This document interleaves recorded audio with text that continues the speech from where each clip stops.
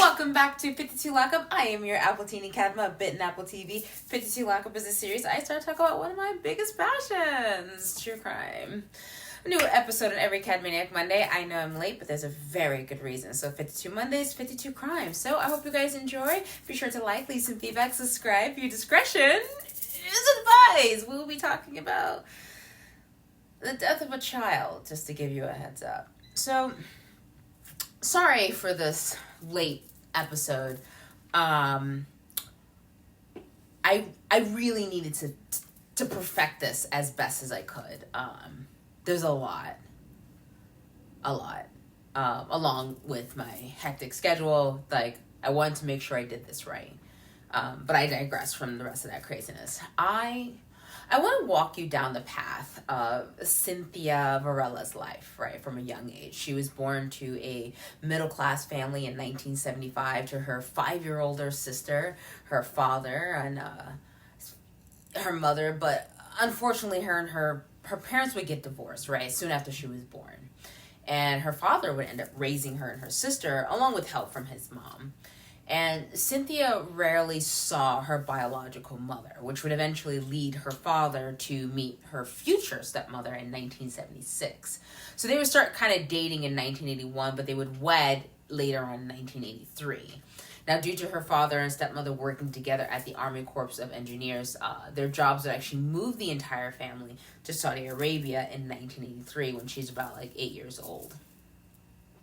So her father and stepmother's jobs provided opportunities for her and her sister to gain a full worldview. With the loss of not being able to see her mother more and more, it seems like the seed of fear and abandonment would bury itself deep in her, right? So continuing with her father and stepmother's, job opportunities, her and her sister got to experience these amazing excursions around the world as for work, including for family vacation, to gain these cultural experiences from countries like Jordan, Germany, Austria, Switzerland, Spain, Italy, Amsterdam, Hong Kong, Greece, Hawaii, and Singapore. I mean, truly gaining experiences that lesser privileged children would have loved. I mean, her parents felt as if their daughters appreciated their experiences and truly grasped how lucky they were to have those opportunities growing up.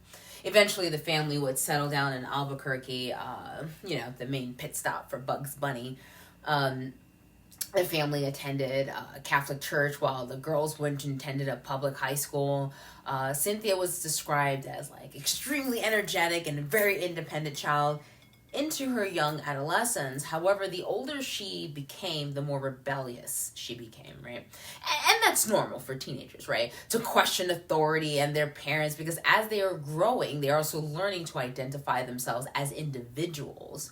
But her psychological and mental development would bring her down a very different path. So while Childhelp was attending Sandia High School, she began to get into a lot of trouble, to the point that she would be kicked out and then begin her attendance at La Cueva High School, and then would be kicked out of that school as well. By 1980, when she was, I believe, about 15 years old, I know when she was 15, she would actually run away from home and later be picked up by the police. And it seems the legal response to her behavior was placing her into a group home, right, in Albuquerque, and then eventually Santa Rosa, but she would just run away from these homes each time. Now, I admit I have to wonder what was happening at home to create these reactions at home with Childhelp, but I checked on the website, right, fosteringperspectives.org. They stated that youth in foster care are more likely to run away the first time if they entered care due to lack of supervision, and less likely to run if they entered due to sexual abuse or physical abuse. The more placements they have, the more likely youth are to run, which is interesting, right? And I wonder if it is due to her lack of developing a relationship with her biological mother, where the stepmother and the father not watching her enough.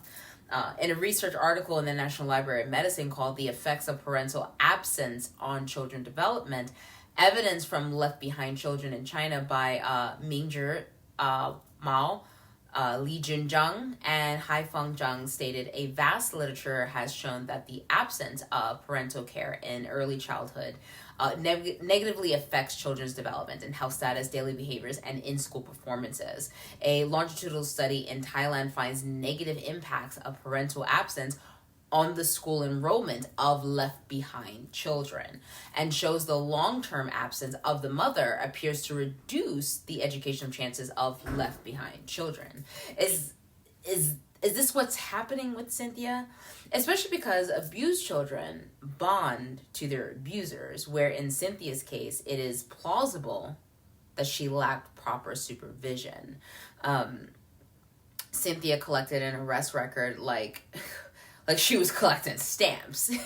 And this included shoplifting, disorderly conduct, concealing identity, failure to appear in court, contempt of court, failure to comply with the conditions of her probation, aiding illegal activity, multiple arrests for prostitution, and a host of drug-related arrests for such things from possession, distribution, and trafficking. I mean, regardless of the number of cases, not all of those cases would result in an actual conviction. And to be honest, majority of them would actually be dismissed. Although they were dismissed in the Bernalillo County Person History Report generated by the Metropolitan Detention Center, Cynthia had like 28 pages of just like crime, just keeps going.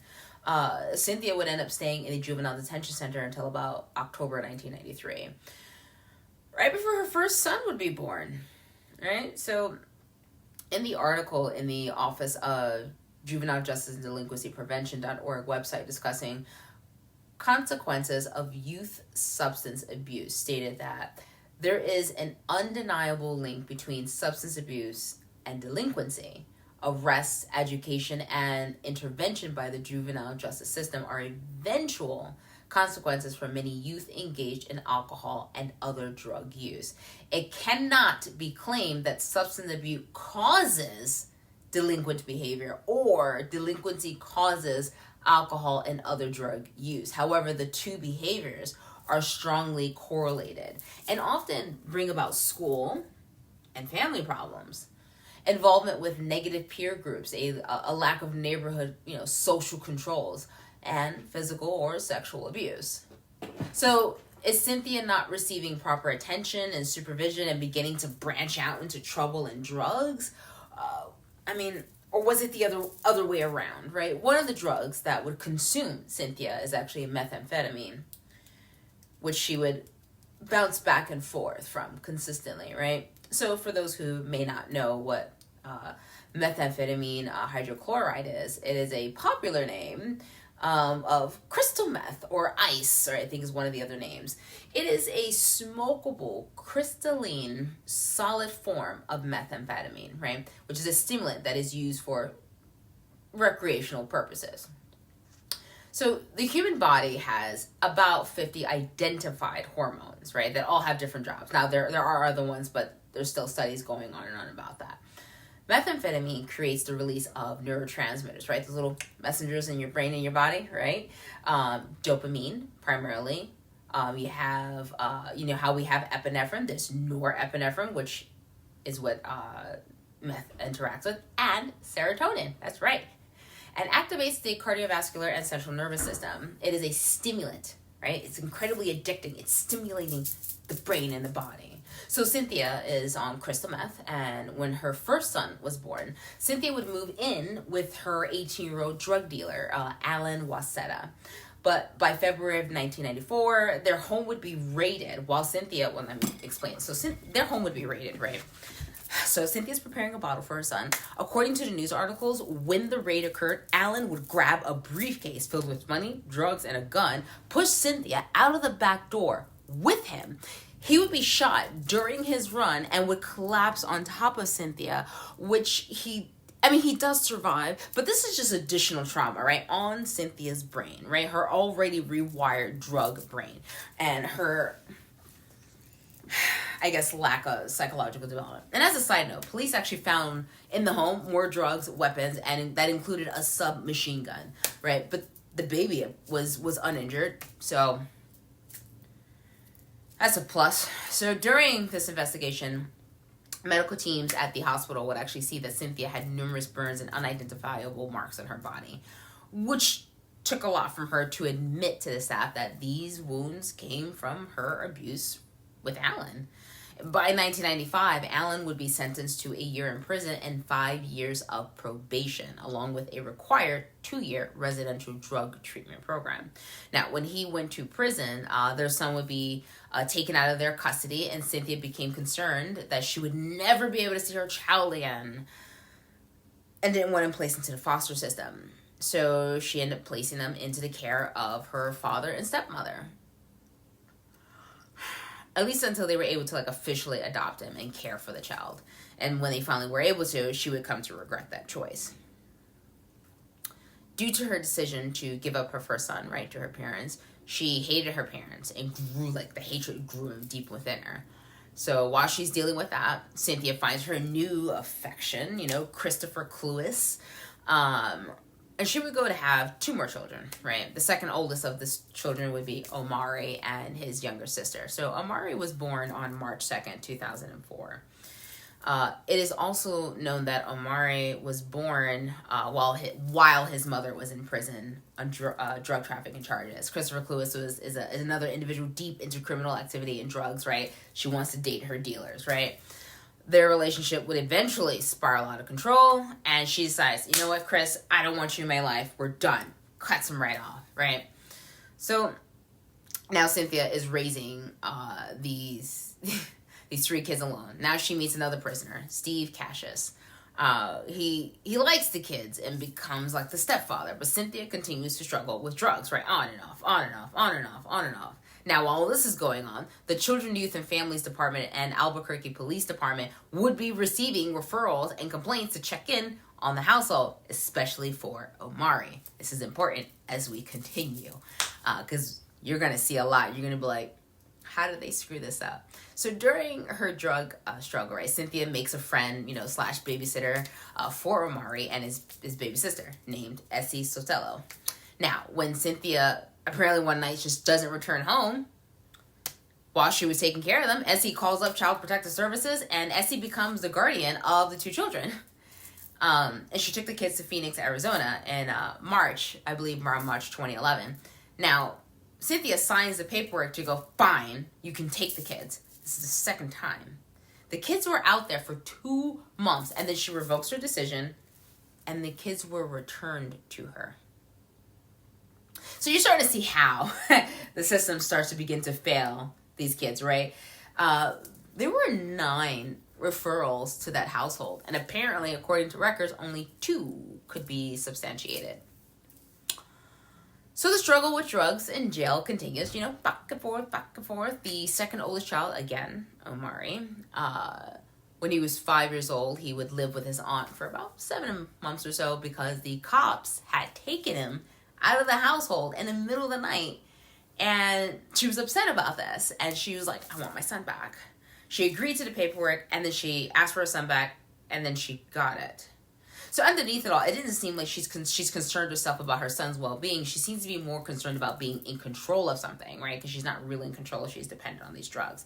But anyways, this didn't stop her from asking people for money, whether it was her parents, her neighbors, selling stories like how she needed money for daycare, and she always promised to pay people back but never did, right? We all know someone like that. She seems like she's seeking out to control something. So Cynthia, in between all of this, right, to feed her habit, meets her, she meets her next husband, Steven, like as I was mentioning. So she's living with them, right? They're bonding over drugs and criminal charges like drug trafficking, the possession and transfer of stolen vehicles. This is how Steven and Cynthia choose to make, money, Well, that and they get on public assistance as well. So Cynthia uses Omaree to actually gain supplemental security and income, or SSI, right? And of course, they get food stamps because the kids are in there. And here's where it gets weird, right? So the truth is you can't actually work and get food stamps, right? You kind of have to be at a level of poverty to get the food stamps. And I wonder if the programs expanded their requirements to help people.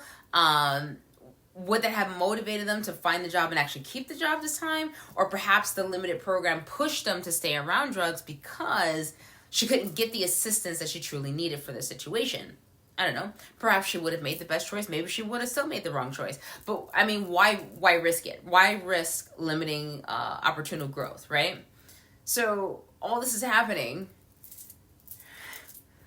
And then Steven's going in and out of jail, in and out of jail, in and out of jail. So now finally, Steven gets out of prison. Now he's like, we're a big, happy family. Everything's great. And people just disregard the jail and drugs like, all right, everything's good. But happiness wouldn't last for very long. So June 2013, 911 dispatchers would trace a call to the home of Cynthia and Steven due to listening to obscene language and violent language towards a child by both parents. It is presumed that Omaree is the one that called 911. Again, her second oldest. During the call, you can hear Steven stating, I can't stand your ass. I really can't stand you. You make me so sick, Omaree. Not even my worst enemy got me as mad as you. Pain in the...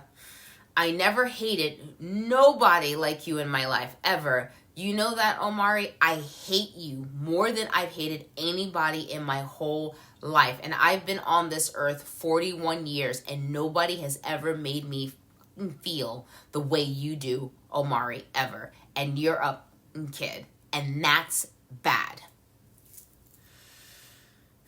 I do not think I have to explain the gaslighting, the abuse, the misconduct, the poor language dealt and just handed to this child. And I am highly confident this is not the first time Omaree was addressed in this way, right? Hence the multiple calls for help. I just need you to picture this with me, right? Just sit back, you're picturing it's December, Christmas decorations all around. It's 2 days after Christmas in 2013. And you hear in the news that a 9-year-old boy was killed. As the investigation begins, Cynthia tells a story of, oh, my son, he hit his head, and the toy horse, that's what happened from Christmas. Media plows in and gains the details of Cynthia admitting, while being escorted to the prisoner transport center in downtown Albuquerque, it was an accident. I was disciplining him and kicked him the wrong way, as if there's a right way to kick a child. 9-year-old Omaree Varela was brutally beaten and stomped on repeatedly. He lost 25% of his blood volume to internal bleeding. The medical examiner cataloged the injuries to the child's head, chest, abdomen, back, right, left, forearms, left knee, mid, right shin, and tongue. There were also various lacerations, bruises, burn marks, and what looked like a bite mark, and indications of past physical abuse. I looked up the average weight for a 9-year-old boy, and it's about 63 pounds, leaving their blood volume to be about 2,000 milliliters, which means he loses 500 ml of blood. That's 16 out of 67 ounces. The cause of death was listed as homicide from blunt trauma. There were marks on this kid's body that proved there was evidence of prior abuse. Prior to being killed by his mother while his stepfather Steven was doing heroin in the bathroom adjacent from where he was being brutally beaten. When Omaree's body was found, first responders reported that the 9-year-old's body was cold and stiff at the foot of the bed with cigarette burns and bite marks on his skin, right? Did you know that the human body, to be cool to the touch, right, it's got to be about 12 hours, right? To be cool to the core, 24 hours. And then rigor mortis actually starts after 3 hours after death. Omaree had to be dead at least 12 hours, meaning he was dead the day after Christmas. It was also discovered that when Cynthia had apparently recently given birth to their third child, because now there's the fourth child coming in, right? The child tested positive for cocaine. So, just some FYI, did you know hospitals are required to report any exposures to Child Protective Services under the Child Abuse Prevention and Treatment Act? Meaning all newborns, that's right, are given a toxicology screening as part of their routine newborn physical assessment, which shows exposure to drugs, alcohol, and medications, which are medication-assisted treatment, a treatment combining the use of medications like methadone, buprenorphine, naltrexone. There's proof. There's proof. So, 4 months later, April 2014, Stephen was charged alongside his wife for Omaree's death separately. And by September 2015, the jury would actually learn in that moment that he was actually adjacent to the beating. So he was not charged with the most serious charge like his wife was, but he was, in participating in the beating physically of Omaree that particular day. But he was found guilty of child abuse with reckless disregard resulting in his death for not seeking immediate help for his stepson, tampering with evidence, bribery, and intimidation of witnesses. At 43 years old, Stephen would be sentenced to 30 years in prison. But, and that's not enough, but that's none of my business, right? But there are additional federal drug charges against them that are still pending. Cynthia was placed under psychiatric incompetency evaluations, of course, due to the drugs, and she stood fit to stand trial. In the courtroom, she was actually rocking back and forth, sobbing away as the charges were being read against her, and she pled guilty to 6 counts, including second-degree murder, and was sentenced to 40 years. Honestly, I think they both should have gotten 40 years, but okay. Who's counting? During those trials, it was discovered that Omaree's younger sister and younger brother witnessed their older brother being beaten and murdered by their parents. They're being currently raised by their aunt. So now the aunt gets another kid, right? Did you know that Cynthia's oldest son lived a normal, healthy, happy life with the grandparents? Even has a tattoo that says, truly blessed. I guess he knows now how truly right he is, right? There was a woman named Gabrielle Valdez who would sue on behalf of Omaree against the 2 social workers in 2015. Multiple investigations that had exposed troubling drug abuse and child neglect, upon which the department had failed to act. The 3rd child was tested and had drugs in their system. So I don't know, how'd you miss that one? But I'm gonna back off, right? Omaree's estate said that the social workers committed an obvious violation of the child's constitutional rights. They failed him. So Andrew Schultz would tell the court, we have 2 state social workers who clearly violated the New Mexico Children's Code. And he states, these decisions resulted in the death of 1 child and serious injury of another. The children had been placed with 2 adults, both of which had served jail time and neither of which had seen Omaree in a year and a half because of those charges, right? So attorneys for the state actually asked the 10th Circuit panel to affirm the ruling that its social workers had qualified immunity for Omaree's death, meaning social workers acting within their scope, right, of practice of their employment should be immune from prosecution for taking any actions they reasonably believe they are necessary and proper in the performance of their functions. I would love for a social worker to comment on this case. How does this happen? How does this get overlooked? And I know Omaree is not the only one. That's the sad thing. So I want to know what a social worker thinks about this case. The last meth case I covered was actually about, I believe, Childhelp, right? So methamphetamine is a central nervous stimulant drug that looks like glass fragments. It's shiny. Looks like bluish, like white rocks. And it's part of the amphetamine family. Now, you may be familiar with amphetamine or dextroamphetamine, also known as Adderall for ADHD, attention deficit hyperactivity disorder. But it's also used for sleeping disorders like narcolepsy. Methamphetamine is consumed into the body by smoking, swallowing, the pill, snorting, mixing the powder into like water, alcohol, and injecting it. People on this drug repeatedly will take dose, right? And it's like binging and crashing, right? It's like a high and then you come like a sugar high, right? How people, describe things. As stated earlier, methamphetamine increases the amount of dopamine in the brain. So dopamine is responsible for motivation, pleasure, and satisfaction, right? So it's your reward system. So the more rewards your brain receives, from the dopamines in the body, the more the brain's like, ooh, I want that. Give it back. it's going to ask for more. So when injecting methamphetamine, people do increase, especially over long term, increase the risk of contracting infectious diseases like HIV, hepatitis B, hepatitis C, diseases that are transmitted through contact, whether it's through blood or other bodily fluids, especially when sharing drug equipment. Meth can alter your judgment and decision making, which leads to poor, risky behaviors like Cynthia and Stephen. Continued methamphetamine use causes changes in the brain's dopamine system, right? That are associated, again, with reduced coordination and impaired verbal learning. In studies of people who used methamphetamine over the long term, severe changes also affect the areas of the brain involving with emotion and memory. This may explain, right, the emotional and cognitive problems we'll see in people like Cynthia and Stephen with their use, right, of methamphetamine. Although some of these brain changes may be reversible, right, after being off the drug for like a year or maybe more.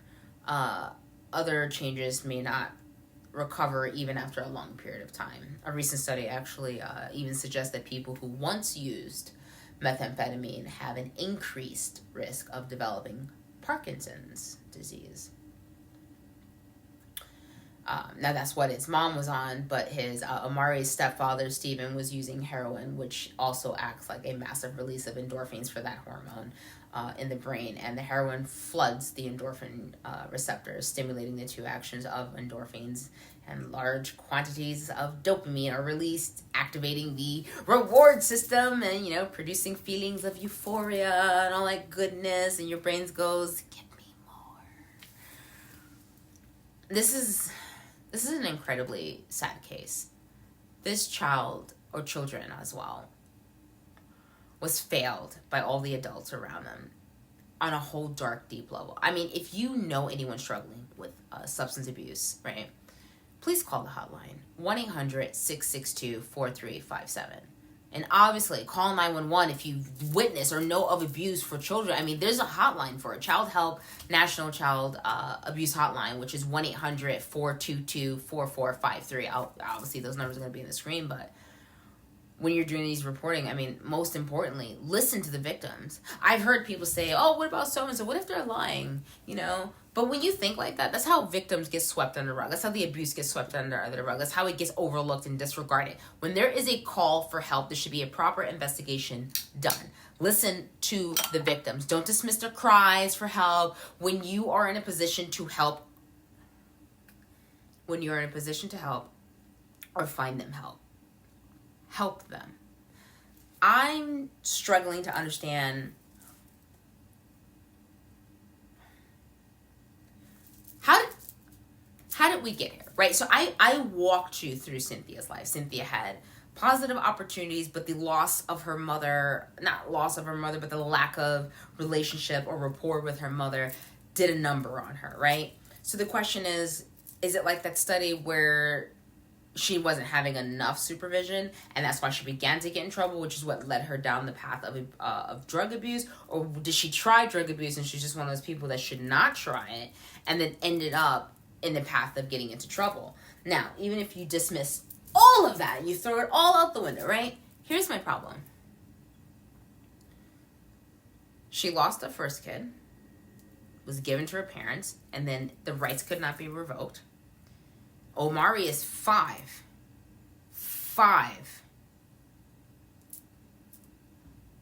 Removed from the home. Her kids were taken to Essie, right? They move out to Arizona. 2 times they had an opportunity to live a healthy and better life. They were returned to the same household. I just don't understand, why? Where in the paperwork, where in the system, between the parents both, right? She doesn't want to be with Christopher anymore. She ends up with Stephen later on. But the point is, there is a consistency that there are drug dealers, criminal activity, and drugs going on in the home. And it's not like it was an unknown factor. Everyone's like, oh my God, is that what happened? I didn't know. Everyone fucking knew. And I'm so sorry to curse YouTube, but my God, everyone knew. How does that many adults fail? How?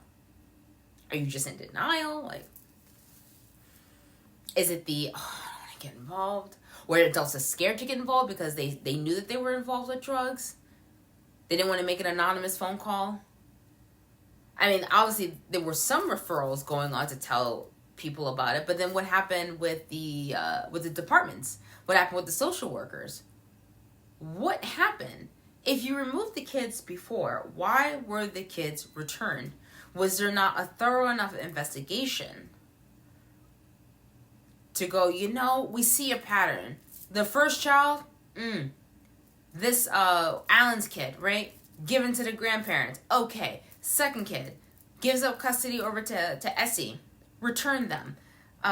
Police come in and swoop the kids up, and they end up temporarily somewhere. Like,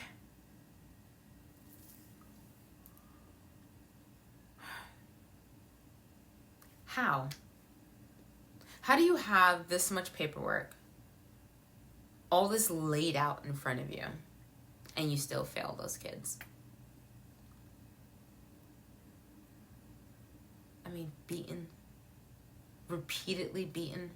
That child died unloved, feeling unloved, knowing they were unloved, knowing that they were invisible, knowing that their pain did not exist. They died knowing that their parents simply hated them.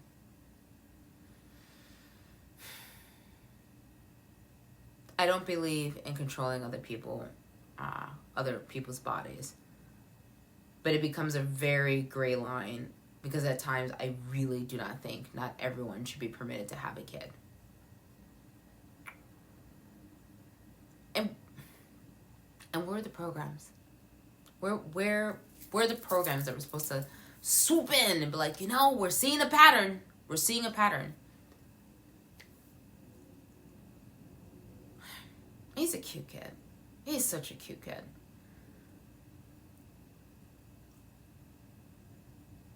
I would love your feedback.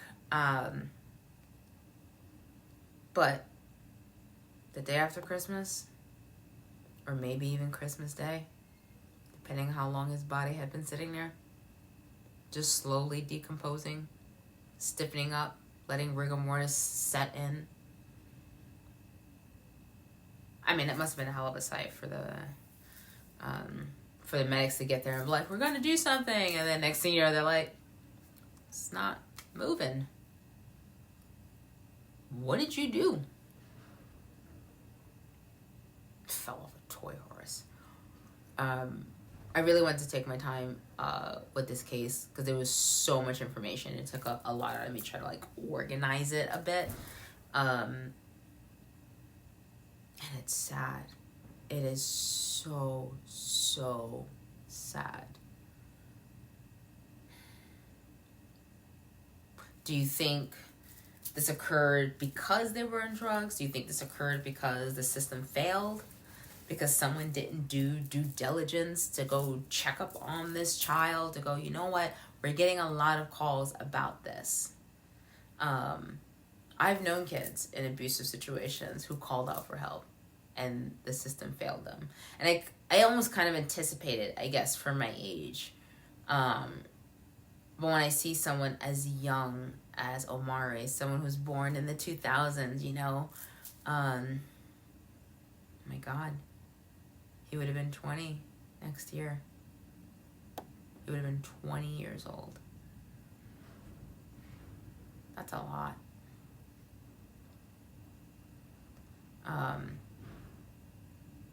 I really want to know what your opinions are of this case. Who do you think messed up the most? What would you like to implement if you could, to prevent another Omaree Varela from happening again? I mean, the oldest son, because all the other kids are unnamed, he dodged a bullet. Really dodged a bullet. Why wasn't Cynthia given more help when it came to the drugs? Do you think that would have helped? I mean, she was also getting, government assistance, and I know some people are going to want to jump on it. Like, that's why we're not making this into a political argument. There's so many factors that went into the situation that led it all the way up to here, right? There's so many factors. And I wonder, was she not able to keep a job because she needed to dance on the borderline of poverty in order to get the assistance that she may wanted or needed for all the kids? Because, so public assistance, some individuals consider like, this is easy. It's not. Like, take for New York City. I believe what I found online was that you have to be, I think, like 17, maybe that might even be too much, 15,000. Let's just round it, keep it simple, right? 15,000 annually, right? That's how much you got to make within a year. Minimum wage puts you over that. And average rent in New York City, probably between 17 to 2,000. But let's just make it even, right? 2,000. That's 20. Oh, look, there's 12 months in a year. That's 24,000. So to get public assistance, if you're able to pay your rent, and that's all you can pay, that means you don't get assistance for food.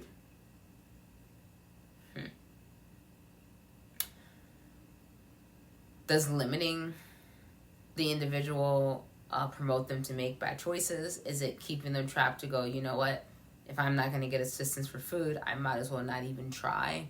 Or was she always going to make that decision? I mean, she's been well-rounded, cultured. Everyone else in the family seemed okay. It just seems like once she got onto that drug, it just got a hold of her and wouldn't let go. I feel so sorry for this kid. And the sad part is, they're actually better off where they are now than to be in that household with their mother. Anyways, I really would like everyone's feedback on this particular case. Stay vigilant and stay safe.